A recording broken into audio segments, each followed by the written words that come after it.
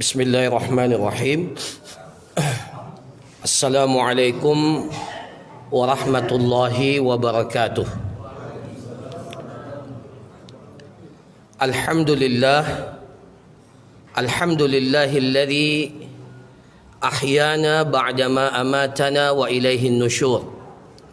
Wassalatu wassalam ala nabiyyina wa qudwatina Muhammad alaihi afdalus salah wa atammut taslim wa ala alihi wa sahbihi wa tabi'in wa man tabi'ahum bi ihsan ila yaumiddin, amma ba'du. Hadirin dan hadirat jamaah salat subuh yang dirahmati oleh Allah Subhanahu wa taala. Yang pertama, tentunya kita tak henti-hentinya memuji dan bersyukur kepada Allah Subhanahu wa taala yang masih berkenan memberikan kepada kita kesempatan, kesehatan sehingga kita dapat melaksanakan kewajiban kita salat subuh yang kita laksanakan secara berjamaah. Mudah-mudahan apa yang kita laksanakan dicatat sebagai kebajikan di sisi Allah Subhanahu wa taala, dilipat gandakan pahalanya, dan kita juga memohon kepada Allah Subhanahu wa taala agar kesalahan, kekhilafan dan kekurangan kita diampuni dan dimaafkan oleh Allah Subhanahu wa taala. Tentunya kesyukuran kita bertambah pula karena alhamdulillah kita telah melewati atau kita telah sampai pada pertengahan bulan suci Ramadan. Itu berarti bahwa setengah dari perjalanan bulan suci Ramadan sudah kita tuntaskan. Dan kita berharap apa yang telah kita lakukan sejak awal Ramadan dicatat dan dijadikan sebagai simpanan pahala yang terbaik yang Allah Subhanahu wa taala mudah-mudahan memberikan ganjaran yang terbaik pula. Bagi yang merasa bahwa pada hari-hari yang lalu masih terdapat kekurangan, masih terdapat kesalahan, kelemahan, maka masih tersisa 15 hari atau setengah bulan lagi kita dapat memperbaiki pencapaian-pencapaian kita selama bulan suci Ramadan ini.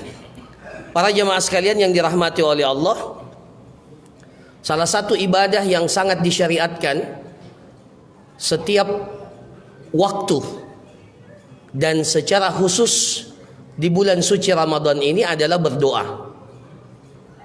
Allah Subhanahu wa taala menyebutkan hal itu di antara rentetan ayat-ayat puasa. Ayat-ayat puasa dalam Al-Quran itu dimulai dari ayat 183 sampai dengan ayat 187 dari surah Al-Baqarah. Kalau kita baca 183 sampai 187 semuanya itu terkait dengan pelaksanaan Ramadan dan ibadah puasa. Di ayat 186 secara khusus Allah Subhanahu wa taala menyinggung tentang masalah doa ini. Allah Subhanahu wa taala berfirman, "Wa idza sa'alaka 'ibadi 'anni fa inni qarib." Apabila ada hambaku yang bertanya kepada engkau wahai Muhammad, maka katakanlah kepadanya bahwa sesungguhnya aku ini, kata Allah, fa inni qarib, sesungguhnya aku ini dekat dengan hambaku. Salah satu konsekuensi daripada dekatnya Allah Subhanahu wa taala kepada seorang hamba, ujibu da'watad da'i idza da'an. Aku akan menjawab, ujibu da'watad da'i, aku akan menjawab doa orang yang memohon, meminta kepadaku ketika ia meminta. Jadi idza da'ani, kalau dia bermohon dan kalau dia meminta kepada aku. Maka para jamaah sekalian, ayat ini menjelaskan kepada kita bahwa ibadah berdoa kepada Allah merupakan ibadah yang sangat disyariatkan pada saat kita berpuasa, apalagi di saat kita berada di waktu yang mulia seperti bulan suci Ramadan. Doa itu akan mendapatkan momentumnya ketika kita berada pada kondisi-kondisi di mana doa kita itu mustajab. Orang yang berpuasa, Rasulullah sallallahu alaihi wasallam bersabda, lis-shaimi da'watun la turad. Orang yang berpuasa itu memiliki doa yang mana doanya itu tidak akan ditolak oleh Allah. Kemudian dia bertepatan dengan bulan suci Ramadan, bulan yang memiliki keistimewaan, maka bertambah pula lah kesempatan agar doa kita ini dijawab oleh Allah Subhanahu wa taala. Tetapi pertanyaannya, seringkali kita berdoa, seringkali kita meminta kepada Allah Subhanahu wa taala, tetapi terkadang kita tidak melihat atau tidak merasakan tanda-tanda bahwa doa kita itu mustajab. Doa kita itu dijawab oleh Allah. Kata para ulama kita, filosofi orang yang berdoa itu seperti seseorang yang memegang senjata. Itu filosofinya, gambarannya orang yang berdoa itu kepada Allah seperti seseorang yang memegang senjata, Bapak-bapak, Ibu-ibu sekalian. Katakanlah seperti busur panah. Dia pegang panah itu. Dan dia ingin agar sasarannya itu, agar panahnya itu tepat sasaran. Maka ada dua persyaratan penting yang harus ada pada orang ini agar sasarannya itu kena. Yang pertama, orang yang menggunakan panah itu memang mahir menggunakan panah, memiliki kualifikasi untuk memegang panah itu dengan baik, tangannya kuat, terbiasa, dan fokus pada sasaran yang dituju. Itu syarat yang pertama. Sebagus apapun panahnya, panahnya yang paling mahal, panahnya kualitas terbaik, tapi orangnya tidak memiliki kemahiran menggunakan panah itu, tidak akan kena sasarannya.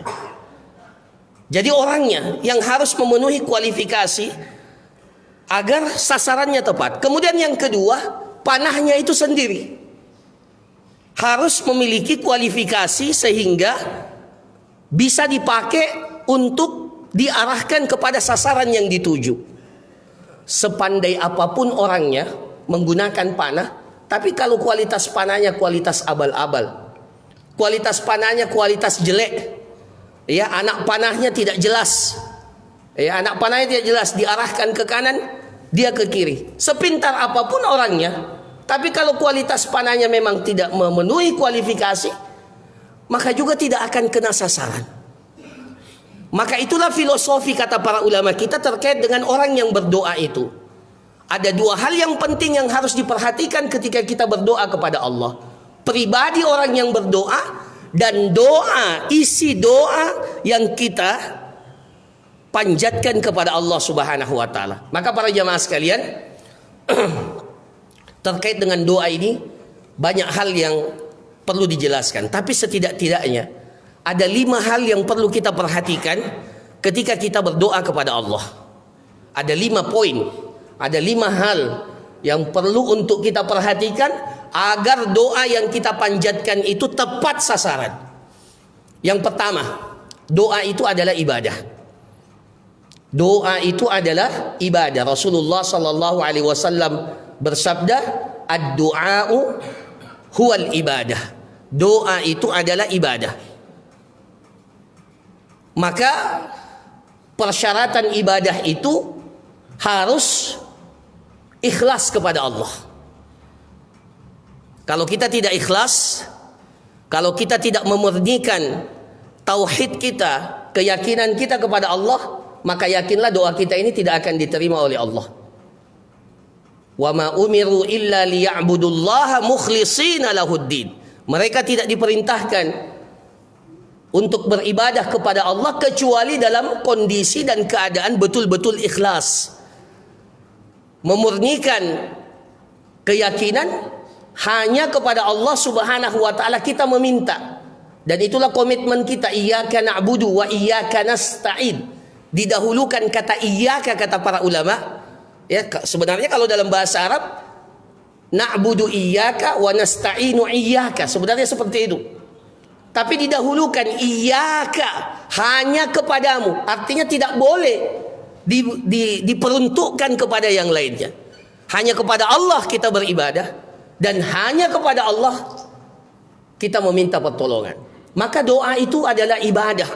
Maka harus disertai dengan keikhlasan. Tidak boleh ada sedikit pun unsur yang merusak keikhlasan itu. Syirik. Ya. Kalau kita terjatuh kepada syirik, selain dia akan dia akan menjadikan seseorang itu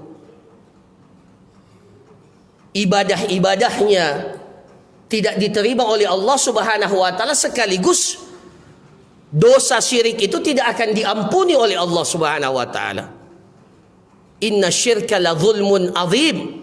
Begitu wasiat Luqman kepada putranya, sesungguhnya kesyirikan itu adalah kezaliman yang paling besar.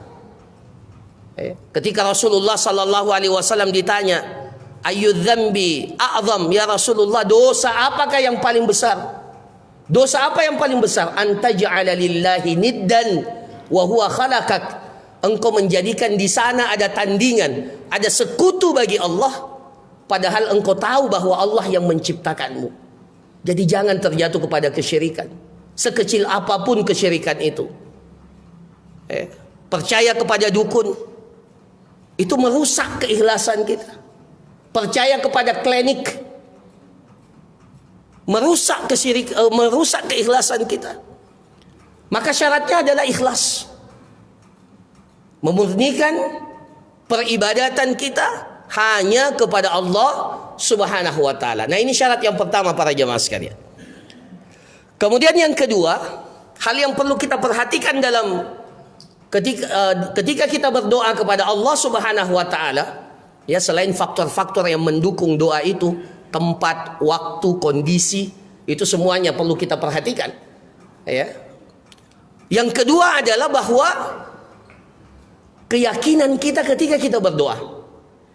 Keyakinan kita ketika kita berdoa, bahwa kita yakin dengan apa yang kita minta, dan kita yakin bahwa Allah Subhanahu wa taala pasti akan merespon doa kita. Rasulullah sallallahu alaihi wasallam bersabda, "Ud'ullaha wa antum muqinuna bil ijabah, fa innallaha la yaqbalu min qalbin ghafilin lahin." Berdoalah engkau kepada Allah dalam kondisi engkau yakin dengan jawaban Allah, karena sesungguhnya Allah tidak akan menerima doa yang keluar dari hati yang lalai. Jadi hati yang tidak fokus, hati yang lalai, itu tidak akan diterima oleh Allah. Ya, tidak diterima oleh Allah. Maka harus yakin dengan doa kita, yakin dengan bahwa Allah Subhanahu wa taala pasti merespon.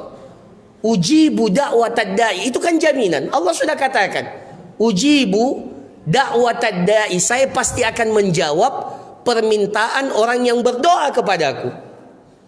Keyakinan itu. Makanya para ulama kita mengatakan kalau kita berdoa tidak boleh kita bilang, ya, ketika kita meminta kepada Allah tidak boleh kita katakan seperti ini para jamaah sekalian. Ya Allah, ya Allah, kalau kita minta ya kelapangan rezeki, ya Allah berikan kepada saya kelapangan rezeki in syi'tah, kalau engkau mau. Kalau engkau mau. Kalau tidak mau ya tidak apa-apa. Tidak boleh seperti itu. Ya, jadi tidak yakin kita dengan doa kita. Ya. Yang anak muda yang belum nikah, ya Allah berikan saya jodoh yang terbaik kalau engkau mau. Tidak boleh seperti itu para jamaah sekalian. Karena kita tidak yakin dengan doa kita. Ud'ullah wa antum muqinuna bil ijabah. Harus disertai dengan keyakinan. Karena Allah tidak akan merespon doa yang keluar dari hati yang tidak fokus, hati yang lalai. Ya. Nah, itu yang kedua. Para jamaah sekalian, bapak-bapak, ibu-ibu sekalian yang dirahmati oleh Allah, yang ketiga, Rasulullah sallallahu alaihi wasallam bersabda, yustajabu li ahadikum malam yastajil atau malam ya'jal. seseorang itu akan dijawab doanya oleh Allah selama dia itu tidak istijal. Tidak istijal. Jadi doa kita itu akan diterima oleh Allah selama kita itu tidak istijal. Para sahabat bertanya, "Wa mal istijal?" Apa itu istijal ya Rasulullah? Apa itu istijal? Ya. Dalam bahasa Arab istijal itu artinya tergesa-gesa. Tergesa-gesa. Tapi Rasulullah katakan istijal itu bagaimana? Seseorang yang berdoa kepada Allah, "Ya Rabb, ya Rabb." Dia meminta kepada Allah, "Ya Tuhanku, ya Allah." Ya. Dan dia tidak melihat ada tanda-tanda jawaban dari Allah, akhirnya tarakat doa, dia meninggalkan doa itu selamanya. Itu namanya istijal, putus asa.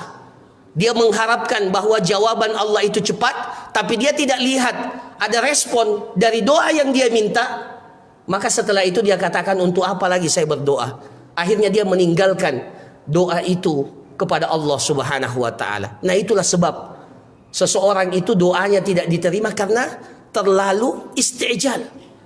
Sehingga dia berputus asa daripada doa itu. Padahal para jamaah sekalian, doa yang kita panjatkan kepada Allah, ya, doa yang kita panjatkan kepada Allah, respon jawaban dari Allah itu ada salah satu daripada tiga ini. Dalam hadis dikatakan bahwa jawaban dari Allah atas doa yang kita minta salah satu dari yang tiga. Yang pertama, doa yang kita minta itu dikabulkan langsung pada saat kita hidup di atas kehidupan dunia ini. Jadi langsung dijawab. Kita minta sesuatu, kemudian Allah Subhanahu wa taala menjawab apa yang kita minta, kita masih hidup selama di atas kehidupan dunia ini. Itu satu. Tapi apakah kalau kita tidak melihat jawaban di dunia ini, kemudian Allah tidak menjawab doa kita? Salah. Salah besar. Rasulullah katakan, bisa saja jawaban Allah atas doa kita itu bentuk yang kedua. Apa? Bentuk yang kedua itu adalah apa yang kita minta disimpankan oleh Allah untuk kehidupan akhirat kita. Karena kalau diberikan di kehidupan dunia ini, mungkin saja itu tidak akan menjadi kebaikan buat kita. Ada orang yang minta dilapangkan rezekinya oleh Allah. Dia meminta kepada Allah dilapangkan rezekinya. Tapi ternyata rezekinya tidak lapang-lapang, ya, pas-pas atau bahkan kurang, sempit, ya. Karena Allah tahu bahwa kalau hamba ini diberikan kekayaan, dia akan semakin menjauh dari Allah Subhanahu wa taala. Maka para jamaah sekalian, apa yang diminta oleh orang tersebut, apakah tidak direspon oleh Allah? Direspon. Tapi apa? Disimpankan untuk hamba itu, nanti dia dapatkan pada kehidupan akhirat. Ya, dan tidak ada kehidupan yang abadi, tidak ada kehidupan yang menyenangkan bagi seorang hamba yang beriman ketika dia mendapatkan semua hal yang dia inginkan pada kehidupan akhirat di surga nanti. Mudah-mudahan kita semua insya Allah akan mendapatkannya. Atau yang ketiga, ya, jadi kalau tidak dijawab di dunia ini, disimpankan di akhirat. Yang ketiga, bentuk jawaban Allah Subhanahu wa taala atas doa yang kita panjatkan.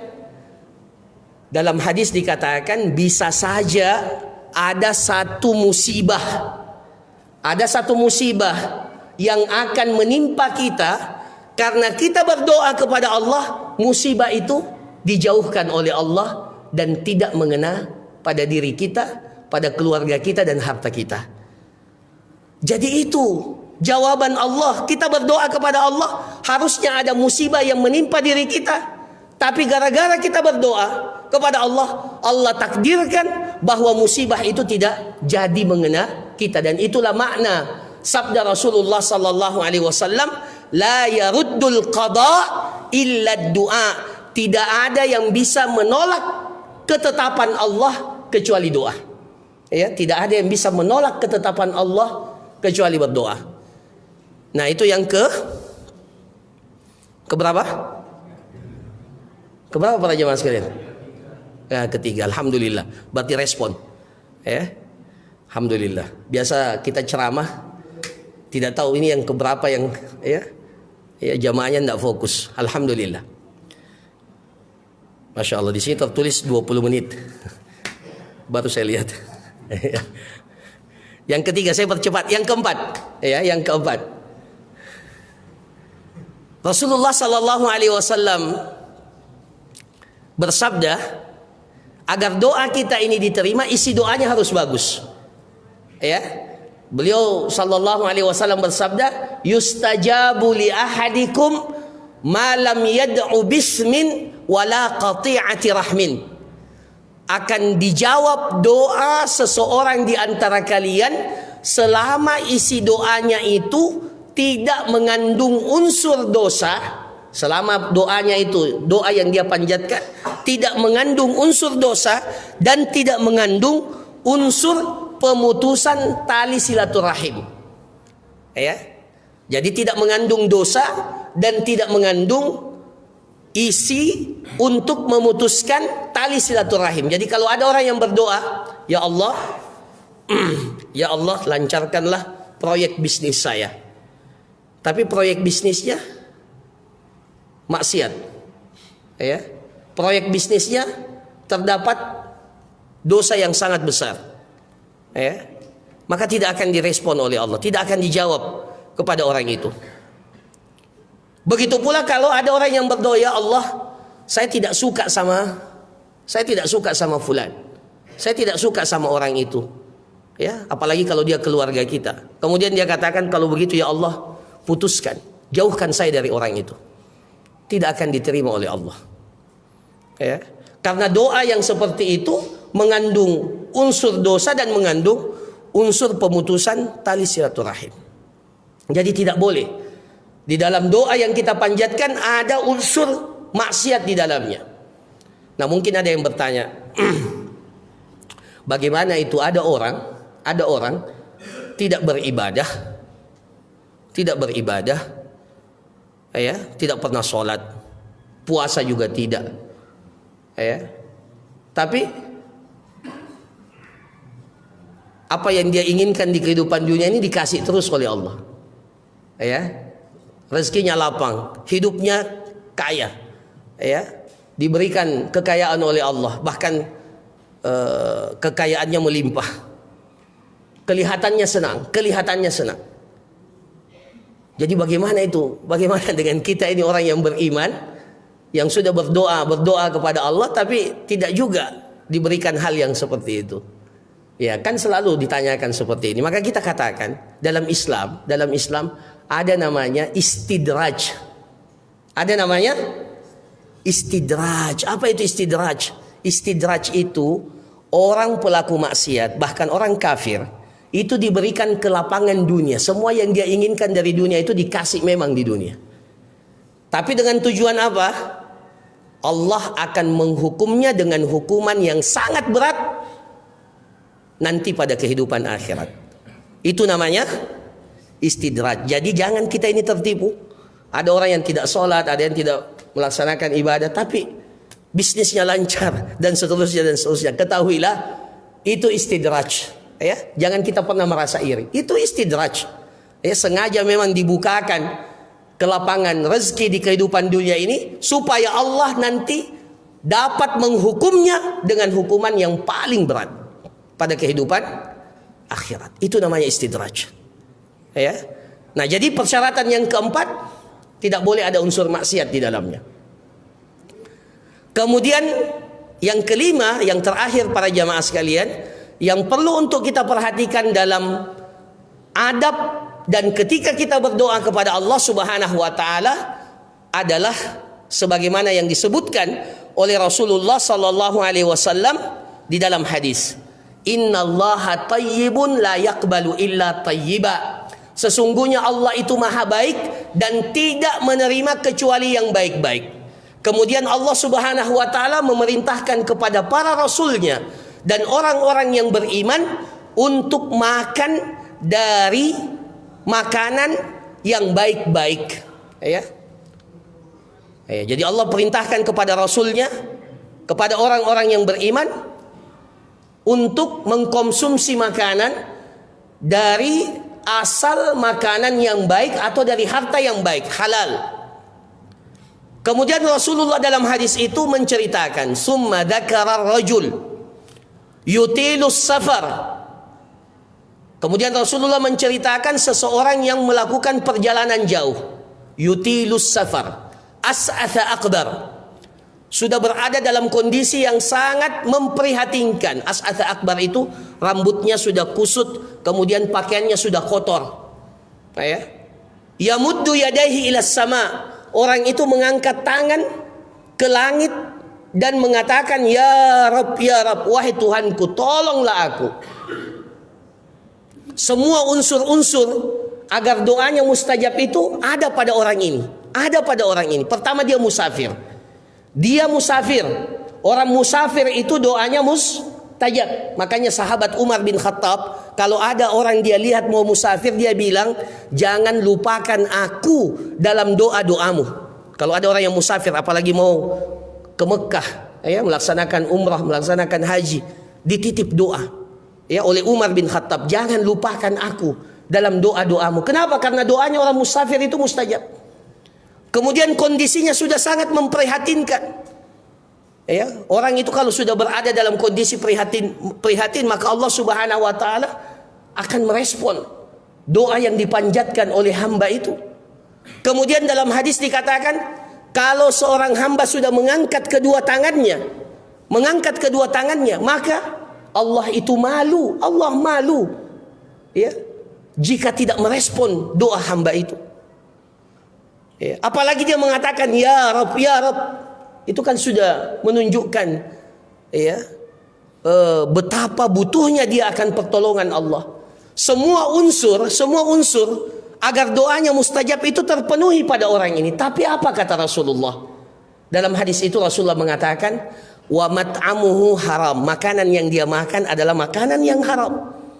Wa mashrabuhu haram, minuman yang ia minum adalah minuman yang haram, berasal dari harta yang haram. Wa malbasuhu haram, pakaian yang dia pakai adalah pakaian yang berasal dari harta yang haram. Fa anna yustajaba lahu, maka bagaimana doanya mau diterima oleh Allah? Jadi ini penting para jamaah sekalian. Jaga harta yang kita miliki, harta yang kita pakai untuk kita makan, harta yang kita pakai untuk minum, harta yang kita pakai untuk jadi pakaian, kendaraan, rumah kita, harus kita jaga unsur kehalalannya. Jangan sampai gara-gara ada unsur yang haram pada diri kita, melekat pada diri kita, sehingga itulah yang menyebabkan doa yang kita panjatkan tidak diterima oleh Allah Subhanahu wa taala. Bersihkan memang harta-harta kita. Ya, bersihkan. Tentunya kalau dia berkaitan dengan hak sesama manusia, pernah kita zalimi orang, kita pernah ambil hartanya orang, maka tugasnya tidak boleh hanya bertaubat dan tidak bisa hanya dibersihkan dengan zakat, tidak. Kalau hartanya orang kita pernah ambil, harus dikembalikan kepada orang itu. Kalau kita tidak tahu di mana orangnya, bagaimana? Cari ahli warisnya, ya, berikan. Kalau dia masih orang ahli warisnya masih hidup, kasih ke ahli warisnya. Kalau ternyata kita sudah tidak tahu ahli warisnya di mana, maka kata para ulama kita, satu-satunya jalan kita bersedekah dan niatkan untuk orang itu. Nah, itu kalau pernah kita ambil hartanya orang. Kalau masih ada di kehidupan dunia harus dikembalikan, atau kalau tidak minta halalnya. Minta kehalalannya. Saya pernah ambil hartamu, ya, saya mau bertobat kepada Allah, syaratnya harus dikembalikan, ya, harus dikembalikan. Tapi saya tidak punya apa-apa, ya, mohon dihalalkan, mohon dimaafkan. Nah, kalau dihalalkan alhamdulillah, kalau tidak tetap harus kita bayar, harus kita tunaikan. Nah, di para jamaah sekalian, harta itu menjadi unsur yang sangat penting, ya, agar doa kita ini diterima oleh Allah Subhanahu wa taala. Jadi saya ulangi, yang pertama ikhlas, kemudian yang kedua yakin, yang ketiga jangan putus asa, ya, jangan terlalu tergesa-gesa sehingga kita putus asa atas doa yang kita panjatkan. Kemudian yang keempat, doa itu tidak boleh mengandung unsur maksiat di dalamnya.